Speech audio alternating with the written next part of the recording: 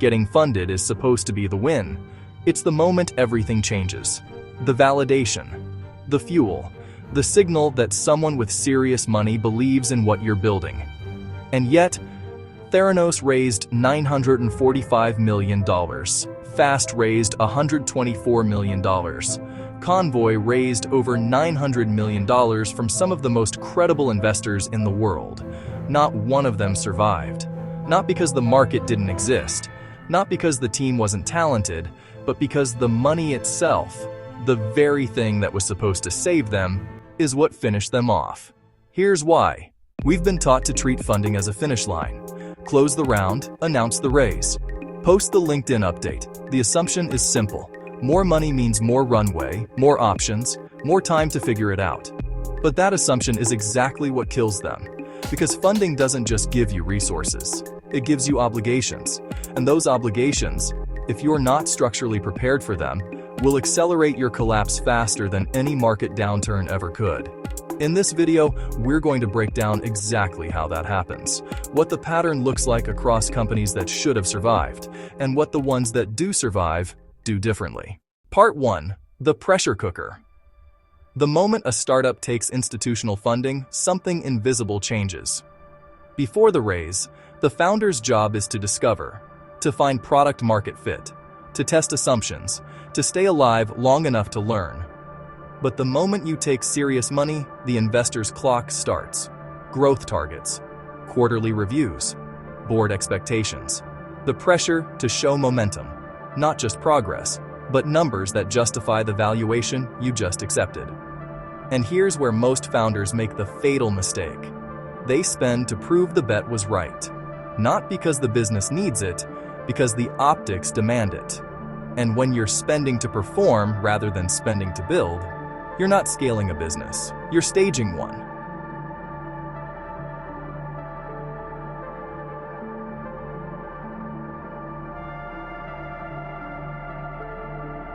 Part 2. Case study. Theranos. Theranos raised $945 million on a single promise, that a few drops of blood from a finger prick could replace conventional lab testing. Elizabeth Holmes didn't invent a lie and then raise money to sustain it. She raised money, and the money gave the lie room to grow into something unsurvivable. Because here's what the capital actually did. It bought credibility, prestigious board members, Walgreens partnerships, government contracts. Each new investor validated the last, and each validation made it harder for anyone inside the organization to question what was actually happening in the lab. The funding didn't expose the structural weakness. It buried it. By the time regulators arrived, Theranos had built an institution around a technology that didn't work. And the institution was so well capitalized, so well connected, that dismantling it took years. The money didn't create the failure. It created the scale at which the failure became impossible to survive. Part 3. Case study. Fast is the most visceral burn rate story in recent startup history, and one of the most instructive. One product, a one-click checkout button, $124 million raised. And at peak operation, they were spending $10 million per month with approximately $600,000 in annual revenue. That is not a rounding error. That is a structural catastrophe. But here's what the capital made possible. It allowed the organization to grow. 300 employees, aggressive hiring, a product roadmap built on assumptions that were never tested at scale, before anyone was forced to ask whether the core business actually worked. The pressure to deploy the capital was faster than the pressure to validate the model. When the next funding round didn't materialize, there was no floor to land on.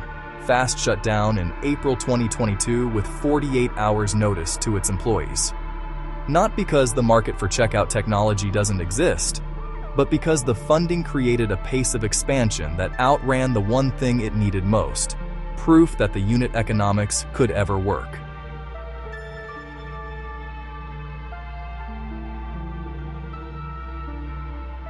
Part 4. Case study. Convoy. Convoy is the most instructive case of the three because there was nothing obviously wrong with it. Real technology, real market, Digital freight matching, connecting shippers with truckers, cutting out the inefficiency of traditional brokers. Backed by credible investors including Jeff Bezos and Bill Gates. Over $900 million raised across multiple rounds. And yet, in October 2023, Convoy shut down entirely. The failure wasn't a fraud. It wasn't a burn rate catastrophe. It was something subtler and more dangerous. Capital that forced scale before the unit economics were solved. Every round of funding came with pressure to expand the network. More routes, more carriers, more geographic coverage, and the technology worked. The matching worked. But at scale, the margins compressed. The cost of managing the complexity of a nationwide freight operation eroded the efficiency the platform was supposed to create. By the time the market tightened and the next round didn't come through, they had built an operation whose size had become its liability. The money didn't give them time to figure it out. It gave them the resources to build something too large to be saved by figuring it out.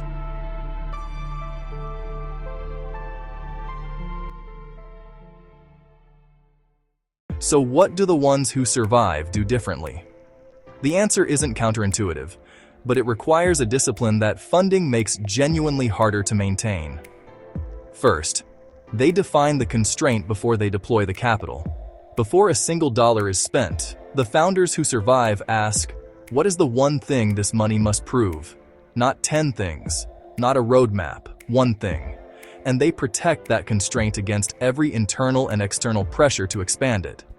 Second, they treat funding as a test of structure, not a reward for vision.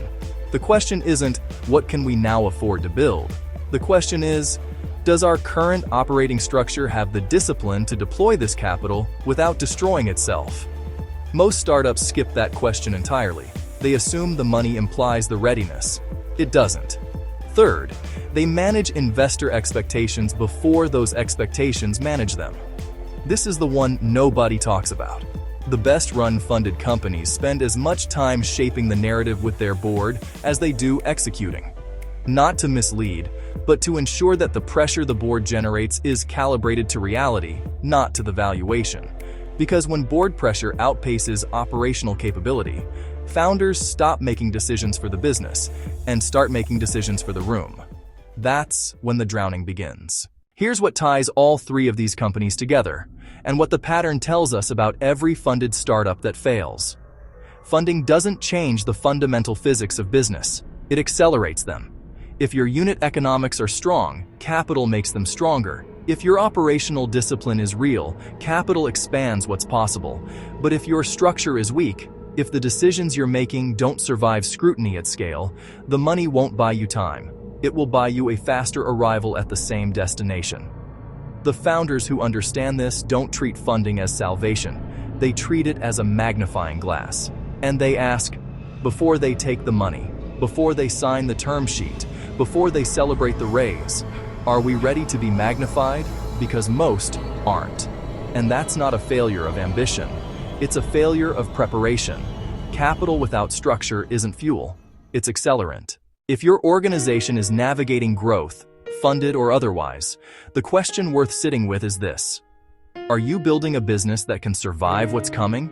Or are you building one that only works in the conditions you have right now? The answer to that question is the difference between a company that scales and one that drowns at scale. If this kind of analysis is useful to you, the next video continues this thread directly.